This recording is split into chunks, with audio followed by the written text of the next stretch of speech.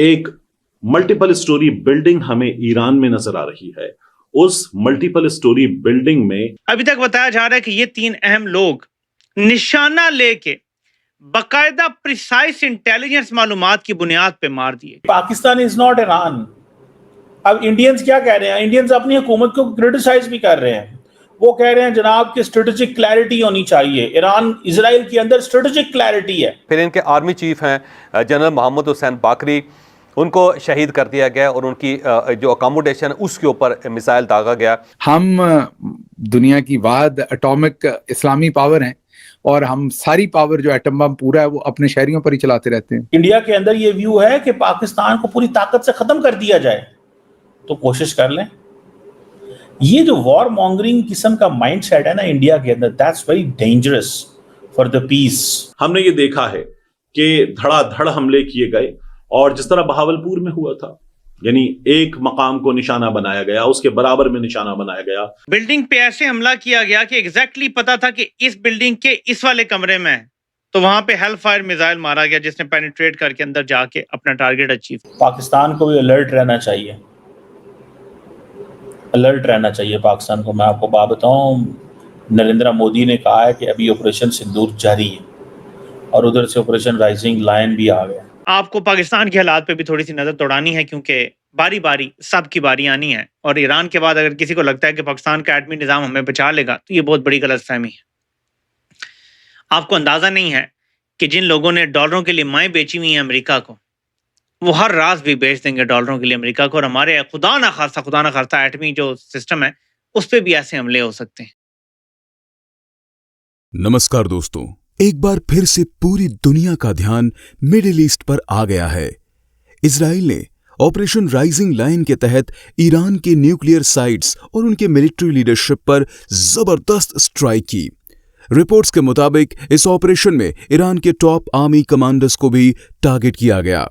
इसके बाद social media पर इंडियन सिटीजन्स का रिएक्शन कुछ अलग ही था। कई लोग कह रहे हैं कि इंडिया को भी पाकिस्तान के साथ वही करना चाहिए, सीधा पाकिस्तान आर्मी के टॉप ब्रास को टारगेट करना चाहिए, खासकर उन लोगों को जो क्रॉस बॉर्डर टेररिज्म को सपोर्ट करते हैं।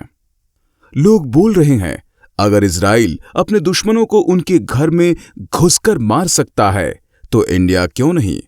कुछ एक्सपर्ट्स का कहना है कि पाकिस्तान के न्यूक्लियर ब्लफ और उनकी आर्मी लीडरशिप को सीधा जवाब देना जरूरी है, वरना वो हमेशा टेररिज्म के पीछे छुपते रहेंगे।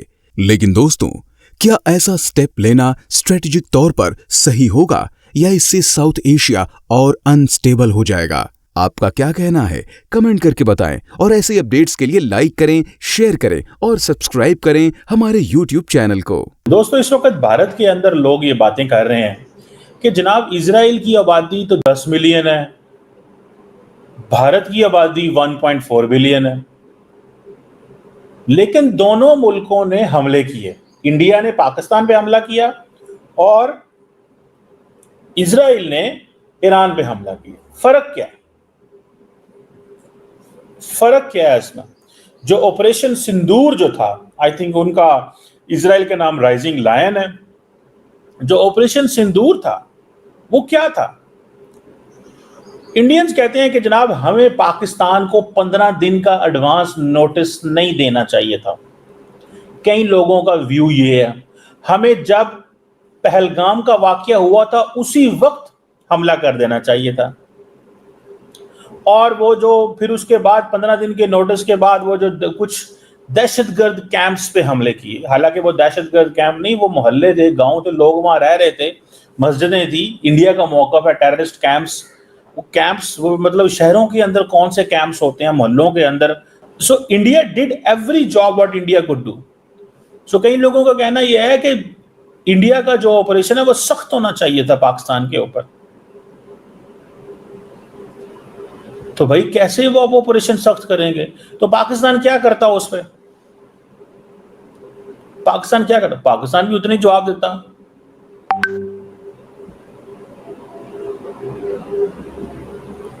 अच्छा, अब कई लोगों का ये भी कहना है कि जो ट्रंप है वो ये चाहता है कि जनाब इजराइल ईरान को खत्म कर दे, इजराइल ईरान को खत्म कर दे। और दूसरी बात यह है कि जब दूसरी तरफ अमेरिका जो है वो इंडिया को रोकता है और कहता है पाकिस्तान पे फोकस करो, ट्रेड करो, ये करो, इंडिया के अंदर ये व्यू है कि पाकिस्तान को पूरी ताकत से खत्म कर दिया जाए, तो कोशिश कर लें। ये जो वॉर मॉन्गरिंग किस्म का माइंडसेट है ना इंडिया के अंदर, that's very dangerous for the piece.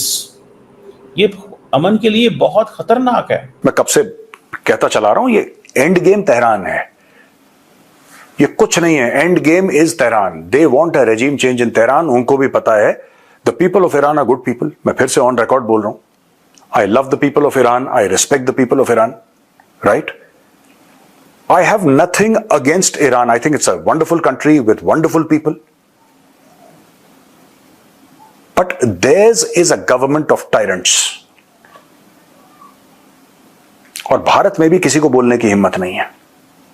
Bharat में किसी को बोलने की हिम्मत नहीं है। For various political reasons, they will not say anything. This is a government of tyrants.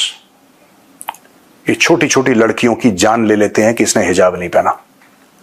18-19 साल की लड़की को इतना मारा, कोमा में चली गई लड़की, फिर आखिरी सांस ले ली क्योंकि उसने हिजाब नहीं पहना। ये ऐसी सरकार है ये ईरान की, और इस सरकार को गिरना होगा। शायद इस बार ना गिरे, शायद गिर भी जाए, who knows, I can not predict. लेकिन ये कार्रवाई तब तक चलती रहेगी unless there is a regime change. You can not allow Iran to have nuclear weapons. ये भारत पे उल्टा असर पड़ेगा। मैं आपको बता रहा हूं, आज की तारीख में ईरान दंदनाता फिरता है, न्यूक्लियर वेपन्स नहीं है, लेकिन फिर भी आप देखिएगा ईरान की अलाइनमेंट जो कश्मीर में टेरर ग्रुप्स हैं उनके साथ है। इनका कोई ना कोई बीच में, they don't condemn. Does Iran condemn Pakistan actions in JNK? क्या ईरान खुले कंडेमनेशन में आया है कि नहीं यार भारत में गलत हो रहा है? 1993 बॉम्ब ब्लास्ट गलत थे, 26/11 गलत था, अक्षरधाम मंदिर पे अटैक गलत था, हमारी पार्लियामेंट पे अटैक गलत था, जो कश्मीर में हुआ गलत, जो पंजाब में हुआ वो गलत, पहलगाम गलत, जो उड़ी में हुआ, जो पुलवामा में हुआ, कभी नहीं। हाँ, there should be no violence and let's talk about peace between Indian, ये सब ड्रामा नहीं। और मैं आपको बता रहा हूं, जिस दिन ईरान के पास न्यूक्लियर वेपन्स हुए, ठीक है, आप देख लीजिएगा, तंजीमें खड़ी करेंगे कश्मीर के अंदर, ये तंजीमें खड़ी करेंगे कश्मीर के अंदर। और मुझे यह भी पता है कि कश्मीर में कहां पे बुक क्लब के नाम पे, स्पोर्ट्स क्लब के नाम पे, रीडिंग क्लब के नाम पे ये जो इन्होंने ड्रामे शुरू करे हैं ना ईरान ने, I am very well aware of that, किस तरीके से इन्फ्लुएंस करने की कोशिश करते हैं। मैं जगह का नाम नहीं लूंगा वरना फिर मेरे पीछे लोग पड़ जाएंगे। कासिम सुलेमानी के पोस्टर कहां कहां लगे हैं, एवरीबॉडी नोज।